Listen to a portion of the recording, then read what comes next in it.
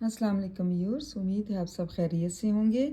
आज का हमारा उर्दू ग्रामर में मुकालमा नगारी जो है वो उन्वान चल रहा है तारीख़ पाकिस्तान के बारे में। साबिर 712 था, मतलब जब वो उस्ताद ने जब पूछा था कि मोहम्मद बिन कासिम ने किस सन में हिंदुस्तान पर हमला किया, अब ये दूसरा बच्चा आता है मुकालमा नगारी में। जबकि इस नौजवान फातेह ने राजा दाहर को शिकस्त देकर सिंध में इस्लामी हुकूमत कायम की। उस्ताद सुल्तान महमूद गजनी ने हिंदुस्तान पर कितने हमले किए और इस्लामी हुकूमत को किस कदर वसअत दी। अमीरुल हसन सुल्तान महमूद गजनी ने हिंदुस्तान पर 17 हमले किए और पंजाब और सिंध को इस्लामी हुकूमत में शामिल किया।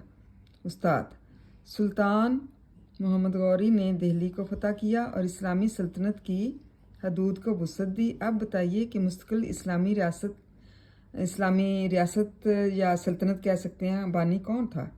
अब्दुल्ला हिंदुस्तान में मुस्तकिल इस्लामी हुकूमत का बानी सुल्तान कुतुबुद्दीन ऐबक था। इसके बाद खिलजी, तुगलक, लोदी ख़ानदान हुक्मरान रहे। अब साबिर से जो सवाल किया जाता है तो वो बताते हैं कि 712 में मोहम्मद बिन कासिम ने जो है हिंदुस्तान पर हमला किया था और इस नौजवान ये जो था फातह था कि जिसने राजा दाहर को शिकस्त देकर सिंध में इस्लामी हुकूमत कायम की थी। उस्ताद जो कहते हैं सुल्तान महमूद गजनी ने हिंदुस्तान पर कितने हमले किए और इस्लामी हुकूमत को किस कदर वसअत दी। फिर आगे दूसरा बच्चा आ जाता है, बल्कि तीसरा बच्चा अमीरुल हसन। सुल्तान महमूद गजनी ने हिंदुस्तान पर 17 हमले किए और पंजाब और सिंध को इस्लामी हुकूमत में शामिल किया था, मतलब पंजाब और सिंध भी इसमें शामिल हो गए थे। उस्ताद सुल्तान मोहम्मद गौरी ने दिल्ली को फतह किया और इस्लामी सल्तनत की हदूद को वसअत दी। अब बताएं कि मुस्तकिल इस्लामी सल्तनत का बानी कौन था। उस्ताद पूछते हैं अगले बच्चे से।